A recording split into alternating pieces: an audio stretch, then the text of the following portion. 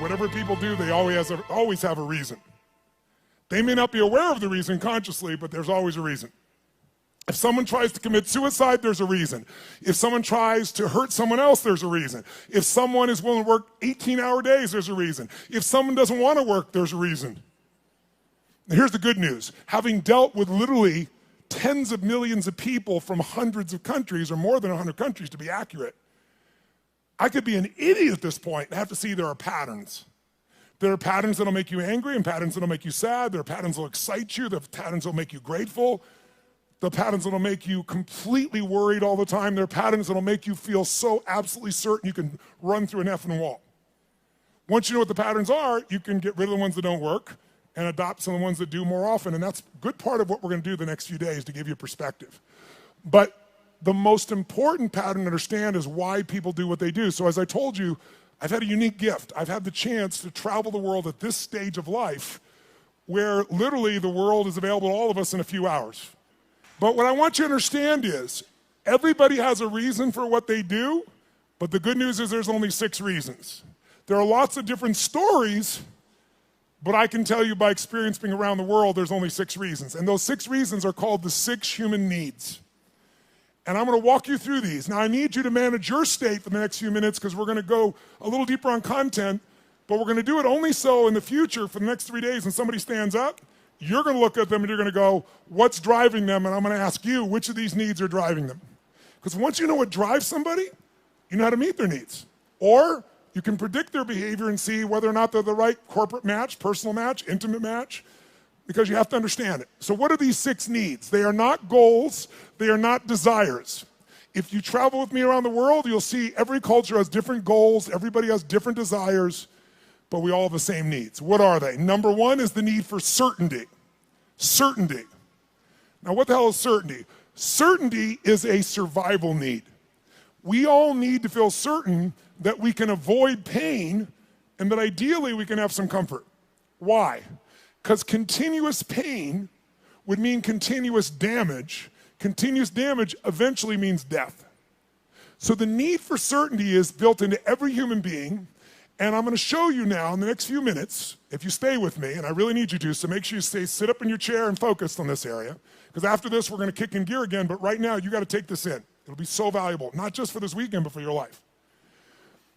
All human beings have the same 6 needs, so why do we behave differently? Because the only thing different in people is 2 things.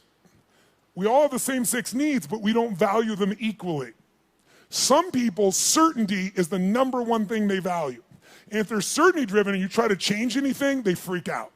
They get fearful or they get angry or they get pissed off because what matters most to them is keeping things the same way where they feel like they're in control. Raise your hand if you follow. That's an example. Some people, they value love much more than certainty. Some people value certainty more than love. So even though they love you, if they don't feel certain, they won't open completely. All right, just as one example. So the difference in people, we all have the same 6 needs. The difference is which of the top 2 you value most out of these 6. Because these top 2 determine your direction in life. And direction, if you keep moving in direction, it leads you to an ultimate destination or destiny. So we want to understand what your top 2 needs are. And same thing with other people. This weekend, when somebody stands up, often I'll say, what's driving them right now? And I want you to see, within a very short time, 8,000 people from 44 countries will all be saying the same thing. Because it'll be that obvious to you. You'll be a practical psychologist by the time we're done here. So now, if we know what these needs are, and a person values them differently, we also have to find out 2 people could have the same need, but they have a different belief about what it takes to be loved, or a different need about what it takes to be certain. Some people to be certain need $10 billion. Some people to be certain just need to pray to God. Somebody to be certain need to feel like they have 3 perfect children and they're there every day. Some people that feel certain because I've always figured it out. I don't know what's going to happen, but I know I'll figure it out because I always have. You can get certainty from your past. You can get certainty from God. You can get certainty by working out intensely. You get certainty by eating food. Too much food especially will put comfort in your body. If you overeat, all the blood goes in your stomach. You start breathing again. So we all need certainty. The only question is, it number 1, 2, 3, 4, 5, or 6 on your list? And the second question is, what does your brain say has to happen to be certain? Some people have certainty that's impossible to meet. The young lady over here who was sitting in the chair before we intervened had a blueprint that's never going to be met. it literally would make her unhappy regularly. So we got to know what needs you're after and what's your blueprint. How many get a feeling at least when I'm explaining here right now? It makes some sense to you. Say I. Awesome. So the first need is certainty. How can we meet our need for certainty? We can do it in ways that are positive, neutral, or negative. I can get certainty in a heartbeat if all I want to do is get really pissed off and freaked out about something. When you get angry, do you get certain, yes or no?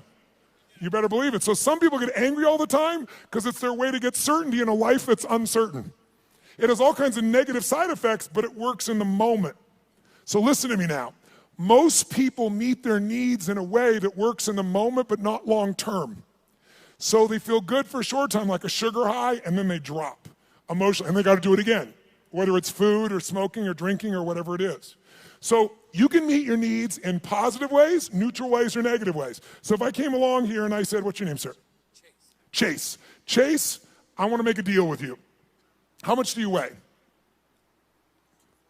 246. We're going to weigh you in 5 minutes. He says he weighs 246. If you're within that range, I'm fine. Here's my deal. I'm going to put $50 million US cash tonight into an escrow account for you. They're going to weigh you. If you lose 50 pounds tomorrow morning by 8:30 a.m., you will receive that 50 million, otherwise I get it back. Can you do it, yes or no? No? Sure you can. Take off a leg, take an arm, we can get your ass there. There's no question, Chase. Is the goal obtainable, yes or no? Is it achievable? Is it obtainable, yes or no? But it's not sustainable, and that's how most people meet their needs. They use a drug or alcohol or food or cigarettes or something to get comfortable, to get certainty back. But the problem is it has side effects long term. Works in the short term, doesn't the long term. Raise your hand if you follow. Say I. So you could get certainty by overeating or smoking or drinking. What happens when you smoke a cigarette? Take a deep breath in and you blow it out nice and long and slow, full exhale. When most of you are stressed, how many have noticed that you either stop breathing or you breathe really shallow? How many have noticed this in the past? So you smoke a cigarette, and in the moment, it meets your need for comfort and certainty. It's killing you, but it works short term. That's how most people live their life. You can get certainty by working out. If you go on a run really intensely, or you go lift weights, and you push yourself, and all that blood starts pulsing through you, do you feel certain, yes or no? And what's the downside? Zero. So there are ways to meet your needs that are empowering, neutral, or disempowering. The parts of our life we don't like are problems. Why would we keep a problem? We're all capable of solving it. Why would we keep a problem? The only reason you have a problem that's stuck around is because it meets some of your needs. Not all of them, or you wouldn't want to get rid of it. But enough of them that it makes it hard to give up. It's kind of like, who's ever been in a relationship way too long? Let me see a show of hands. And how many knew it was wrong while you were there? Let me see a show of hands. So why the F did you stay there? Because of the uncertainty. Because, well, I'm not thoroughly happy. I'm kind of unhappy, but I might be worse if I was totally alone. What if this is the best one I'm ever going to get and I screwed it up? But what happened was most of you had that feeling, talked yourself back down into the relationship multiple times until one day you hit a threshold where your brain went, it was painful in the past, it's painful in the present, it's going to be painful in the future, I'm out of here. Who's done this before? Say I. So there is a threshold that we can find, and if we find that threshold, we can break through it pretty damn easily. We can shift, we can get to where we really want to go. So what I want you to get is, of these 6 needs, we all find a way to meet them. The only difference again is which are your top 2 out of the 6, and I've told you certainty so far. And what are your beliefs or rules, or what's your blueprint on how to get that? Her blueprint was please everybody, which is impossible, so it won't work. Raise your hand if you follow, okay? So let's take a look. What's the second human need? Well, first of all, you can get certainty in so many ways. You get certainty by praying to God. You can get certainty by doing a ritual the same way every time. You can get certainty by lowering your expectations, saying nothing ever works, nothing ever will, everybody screws things up. You'll lose your dream, but you'll gain your need. By the way, jot this down. People will give up their goals and dreams to meet their needs. People will give up their goals and dreams. They'll even give up their own values to meet their needs. I'll give you an example. How many of you in this room consider yourself to be an honest person, very honest person? Raise your hand if you consider yourself to be very honest. Raise your hand nice and high. Okay, drop your hand. Raise your hand if you lie. Let me see your hands if you lie. You can explain this to me, will you? Here's how it works. See, in your mind, you know who you are. Why would someone lie who values honesty? No one told you to be honest. You want to be honest. Because if you think being honest is going to cost you one of your needs like love or certainty, you'll lie. You'll call it a white lie, but you'll lie. Who knows what I'm talking about? Now, there's some people that never lie because they value certainty of always telling the truth so much. Right? It has to do with their rules or their belief structures. Does this make sense? So tell me something. You can meet the need for certainty so many ways, right? So here's the question. You can go ahead. Here's the question. What if you were certain every moment of your life what was going to happen before it happened?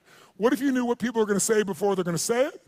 What if you could feel what they're going to feel? What if you knew every moment before it happened what people were going to say and do?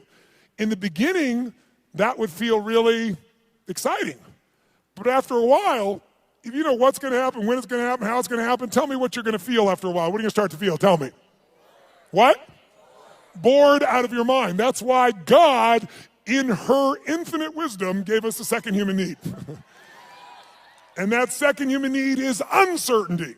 We have a need for uncertainty. We have a need for surprise. We have a need for variety. In fact, what's the phrase? Variety is the what of life? Spice of life.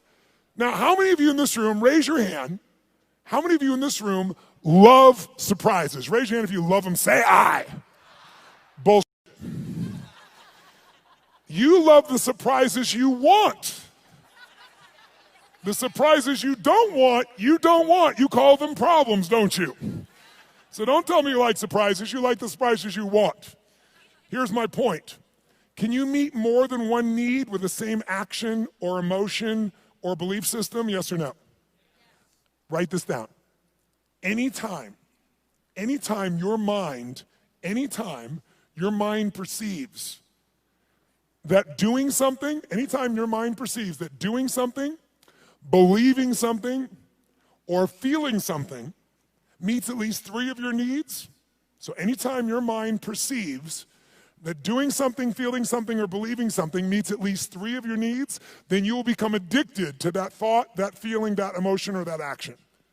You can be positively addicted or negatively addicted, but you're going to be addicted.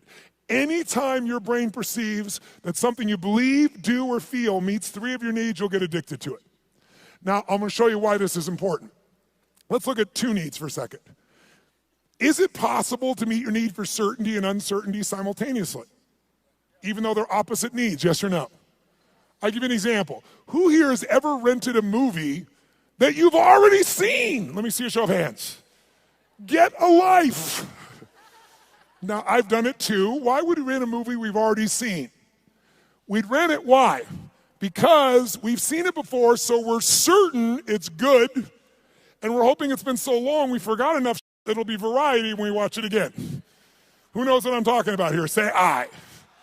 So you can meet both needs, but if you meet three needs, you'll become addicted to that behavior. Whether it's a good behavior or bad behavior, doesn't matter. It'll be a positive addiction or negative addiction, but you'll be addicted. So let me give you how do you get variety? You can get variety in positive ways, negative ways, or neutral ways. You can get variety by learning, growing, taking on a new goal, a new challenge. You can get variety through a conversation with a friend. You can get variety by praying to God. There's so many ways to get variety, aren't there? But you can also get variety in negative ways. You can smoke a joint, and maybe that's not a negative way, but it sure will change your state. But it has side effects, right? During that time, you're not going to function maybe at the same peak or understanding. Or some people use other things, cigarettes, alcohol, anything. There's so many ways to get variety. The question is, are your ways positive, neutral, negative, or empowering? How many follow? Because we all have ways of getting that variety, that uncertainty. So here's what I want you to do. Third human need is significance. The need to feel unique, the need to feel special. Yes, I hope that picture makes you feel special. Okay? The need to feel unique, special, important. Who has the need to be needed, to feel special, unique, and important? Who do you think has that need? Who has it? Tell me who. What about people who say, I don't want to be special? Do they still want to be special, yes or no? You bet your ass they do. Thou protest too much. Now, they don't want to be so special that you attack them. They might want to stay undercover, so to speak, but they still want to feel special. They want to feel unique. They want to feel needed. They want to feel important. So there are lots of ways to feel special. You can do it by working your ass off, taking huge risks, and achieving something to feel special, or you can tear down everybody else that's trying to build something. Because there's two ways to have the tallest building in town. One is work your ass off, take risks, build the tallest building. The other one is blow up everybody else's building. And by the way, which one's faster, which one's easier, which takes less intelligence and less money? Tearing shit down. It happens faster. So that's why we've always had violence, and we always will unless there's a consciousness change. If I live in a tough part of the community, I'm in the hood, and you can walk through my community and you don't notice me, and I feel insignificant, I might take things into my own hands to feel significant. If all of a sudden I put a gun to your head, tell me on a 0 to 10 scale, how certain am I you're going to respond to me now when I put that gun to your head, 0 to 10? 10 is absolute, 0 is not at all. Where would you put it? Quick. Yeah, 100. Is it true? But also, when I put my gun to your head, how significant am I to you in your life, even if you didn't know me a minute ago? If I got a gun to your head, how significant am I, 0 to 10? 100. I'm the most significant thing in your life, and a moment ago you didn't know I existed. And I don't need any intelligence, I don't need background, I don't need education, all I need is a gun and the will to do it. Oh, by the way, just in case there's not enough there to be an addiction, when I put that gun to your head, every time that happens, it's going to be a different game. I know you're going to respond to me, I know I'm significant, but what you're going to say and do is different, so I get variety. So you meet 3 needs, but violence doesn't end there. Because the 4th human need is connection and love. And most people are too afraid to love because they've loved and been disappointed, or they've loved and then lost the love, and it was so painful that now they settle for the crumbs of connection because that's safer. So it's a form of the need, but a low level of the need, but it's still part of the need, and we got to meet it.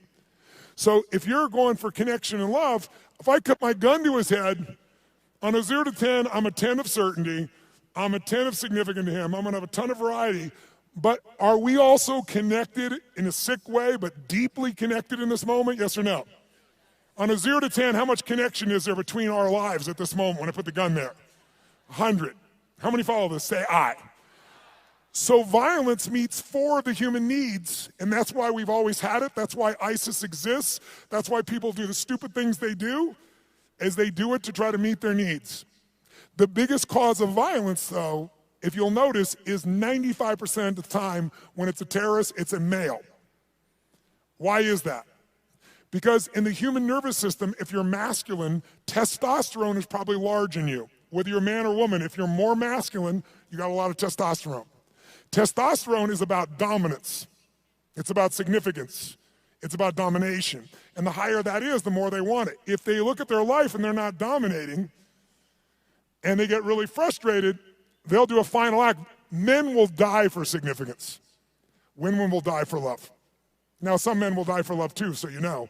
But biochemically, a female is wired to be able to nurture and to support human beings. We wouldn't exist if it wasn't for every woman in this room, because we all came through one and we wouldn't exist. There's no man that can make this shit happen. But the women have, and the reason is because they have that connecting power as their strength. Now, can any man become more love-driven? Yes. Can any woman be more significance-driven? Yes. But our biochemistry leads us that way, which is why a terrorist will come up and do what they're doing and kill someone, because all they give a shit about is domination, is that I'm significant. And they want certainty in a world where they feel uncertain. And they want variety in a life that is incredibly boring in the middle of the fucking desert where there's nothing. And no one's working, where you got 30% of the population unemployed. What am I going to do, work at McDonald's or go kill people? Kill people feels more exciting right now. How many follow what I'm talking about here? Say I. Now, can you get significance in positive ways? Of course. You can be significantly more generous than anyone else, and that generosity gives you a sense of significance because you know you're really a giver. You're not trading, you're not exchanging, you really are giving. And it makes you feel full. It makes you feel significant because you know the truth. No matter what you tell people verbally, you know it's true inside. And no one can mess with that. You can get significance by the way you dress. You can have significance by having more tattoos and earrings in more locations than any of us want to know. But the bottom line is you can know more about box scores and sports to be significant. Everyone finds a way to be significant. Most people find a way to be significant by having a significant problem. Why? Because if I'm really successful, you might like me for a while, but after a while, most people get annoyed with someone who's always happy and successful. Easy for you! Who knows what I'm talking about here? Raise your hand, right? But if you got big-ass problems, who's going to be upset with you? You're not competing with them. So you have huge problems, you go, oh, I understand. But if you're doing really well, it's like easy for you. So most of us unconsciously learn to create big problems as a way to connect because it's the safest way to connect and not be rejected. Some of you do it like she does by trying to please everybody all the time, thinking if I please you enough, then you'll come to me. You'll give me what I'm really wanting too, which is what she wants. But it doesn't work that way. It works sometimes, but not all the time, and not even the majority of the time. How many follow here? Say I. So we have what needs so far? Number one is, nice and loud, number one is certainty. Certainty you can be comfortable, you can avoid pain, you can survive, you can be comfortable. Second human need is the need for uncertainty. Also need for variety or surprise. What's the third human need? The need for to feel unique, to feel special, to feel important. Who has that need? Who has that need? Everyone. And the fourth need is the need for connection, and most people settle for connection because love is too scary, because they loved and it was so wonderful and it went away and they don't want that pain anymore. So they want love, but they settle for connection. So if you can't get love or connection anywhere else, buy a dog. Don't get a cat, they're independent, get a dog. Is it true? You can be the dumbass owner, you can not even feed them, you can leave for 5 hours, you can leave for 5 minutes and it's like you've been gone for 6 months, they're so excited, right? So anyone can feel connection and love. You can do it through prayer, you can do it through good gifts, you can do it by dressing special, you can do it by having big problems. The only question in life is not whether you're gonna meet your needs. The only question is how. And is it obtainable or sustainable? Is it empowering, neutral, or negative? And if you want to change your life, willpower never lasts. But when something meets more of your needs, it's effortless. If you want to know what the biggest addiction is in our culture, it's not alcohol, it's not some form of prescription drug, it's not an illicit drug, it's problems. Because problems allow us to try to deal with our deepest fear that we're not enough and we won't be loved by saying, it's not me, it's this problem. It's just that I have ADHD, it's just that I've been through this, so most people meet their needs through problems. Unfortunately, they don't meet their deepest needs, because up until now, we've described the first 4 needs, which are the basic needs of your personality. But everyone, by the way, finds a way to meet these first 4 needs. Even if you have to lie to yourself, if you got to work 20-hour days, you will find a way to meet your need for certainty, uncertainty, significance, even if it's just you have worse problems than anybody else, connection to yourself, you will find a way. But the final 2 needs are the needs that create fulfillment, and they are the spiritual needs, not religious, but spiritual. The 5th human need is growth. We've already said it. We grow or we what? There's no way around it. If your business isn't growing, it's dying. If your relationship isn't growing, it's dying. There are no plateaus in this life. Who's with me here? Say I. So growth is life. And if you want a one-word key to happiness, I'll give it to you right now because it's real obvious having worked with millions of people. Progress equals happiness. If you're not even where you want to be, you're still overweight, you're still financially struggling, you're still not where you want to be in your career, but you start working out. You haven't even lost the weight yet, but you start feeling better, you start making progress. Or you start to change that business. Still not there yet, but you're making progress. Or change that relationship, or change your body, or change your health. Anytime you start making progress, your happiness will go through the roof. Anytime you achieve things and you don't set up something new to go for quickly, you'll lose momentum, and in a short time you won't be so happy. Because the law of familiarity will come in, and this thing that once was this big dream will now just be something that you're used to. So the purpose of a goal is not to get the goal. The purpose of a goal is who we become to achieve it. What you get will never make you happy. Who you become will make you very happy or very sad, depending upon how you approach it and what you do with your life. So our approach here is we want to grow. And then the sixth human need is the need for contribution, the need to step out of ourselves. See, how many of you in this room, when something great happens, how many of you can't help yourself, you immediately want to share that with somebody you love? How many immediately that's your first thought? Say, I. Why? Because you can only feel so much yourself. I don't care if it's sex, drugs, rock and roll, whatever it is, there's only so much pleasure you can internally have. You want to share that concert with someone. You want to share that experience with someone because by sharing it becomes more. It's more than just you. Growth and contribution are our fifth and sixth needs. They are our spiritual needs. They are the needs that fulfill us. Everybody finds a way to feel somewhat certain, some variety, some significance, even if they got to tear people down, some connection. But very few people grow continuously and contribute continuously, which is where all the joy is. How many follow here? Say I. So we're going to make a couple distinctions. But first of all, can you meet somebody and in a few minutes start to pick up which needs might be driving them most? Yes or no? Yes or no? Of course you can. In fact, I'll give you an example. I was flying, I don't know, this was probably 5, 6, 7 years ago. I was flying this small plane across the country, and I was being the pilot. And I landed in Kansas City. And I landed in Kansas. And I'm in this little airport in Kansas, and I get out of the plane, and this young man comes running out, and he's like so enthusiastic and so, just such a sweet, good soul. You know, you immediately got a great hit off this kid. And he says, what can I do for you? I told him I'm just flying through. I just need to refuel. He goes, how much do you need? I said, just fill her up. He goes, no problem. I leave. As I leave him, come around the plane to walk up the steps to go into the FBO, the fixed-based operation where I'm stopping for the moment. I'm going to go up and use the facilities, and there's a young girl sitting on the stairs here, and she looks really intense. She's gothic, you know, that goth makeup. She's got, I don't remember the exact number, but like 15 earrings on one ear, one through the nose, really intense-looking little character. So I noticed her on the way in, and as I walk up the steps, I walk by her and go inside, and when I came back out, the steps are really wide, so I sat on the step just beside her. She's like one person away, and she looks up at me and goes, what do you want? I said, what do you want? She said, nothing. I said, nothing. And then we just sat there. She's like, in her space. And I said, actually, there is something I'd like to know. I said, you don't have to tell me, but I'm going to leave here in a few minutes. You're never going to meet me again. Is that your boyfriend out there? She goes, well, sort of. Like she wants him to be, right? And I said, that's nice. I said, he seems like a really, really nice kid. He's not nice. He's strong, she tells me. I said, okay, well, I think he's strong and nice. She said, well, maybe he is. I said, I'm going to leave in a couple minutes, but I'm just curious. I said, how old are you? She goes, what does it matter? I said, it doesn't, and I'm about to leave, so why don't you tell me?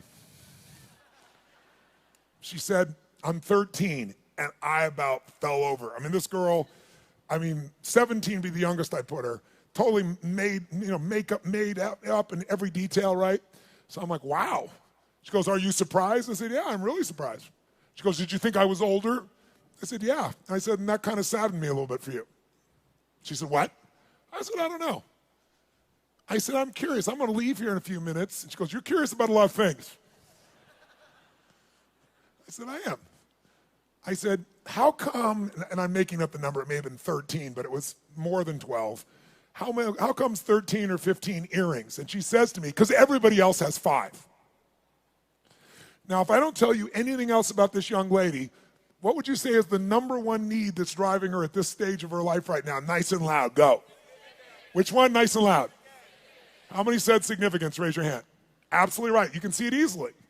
But people are driven by more than one thing. And as I'm watching her in this really tough-ass approach and thinking about how she's adapted to be unique and significant, I look down and I see she has a keychain, and it's a Tigger keychain. You know Tigger, the Disney character, Winnie the Pooh Tigger. And I go, cool keychain. And she goes, yeah. And all of a sudden I saw a little girl there for a second. And I said, Tigger, I said, where'd you get that? She goes, well, my dad got it for me. And all of a sudden, there's a 13-year-old girl there. It's totally amazing. And I said, really? She goes, yeah, well, I really love Tigger. I even have Tigger curtains, and I have a Tigger sheets. It's embarrassing, but I love Tigger. So tell me something. this woman's need. She meets her need for significance by doing what? Being gothic, being different than everybody else, 15 earrings, tough ass, makeup. But she's still a little girl, and she has another need called certainty and comfort. And where does she get that? Tigger and her dad. And you can see it right there in front of you. After this weekend, you will never see the world the same way if you stay awake. Instead of seeing people's behaviors, you're going to see their attempts to meet their needs. And when people do stupid things, they're just starving to meet their needs, and they're finding something that isn't very effective, or it's effective short term, but hurts them long term. And because you've done this, you can have compassion. How many of you have something on your list, more than one, where you're doing dumbass things to meet some of your needs, and even though it doesn't meet all your needs, it meets some of them, and so you keep doing it? Let me see your hands here. Say, I. So we want to shift that. The Tony Robbins podcast is directed by Tony Robbins and hosted by Anna Jorg. Carrie Song is our executive producer. Tyler Culbertson is our associate producer. Jamie Carvajal and Adriel De La Torre are our digital editors. Special thanks to Diane Adcock and Mary Buckheit for their creative review. Copyright Robbins Research International.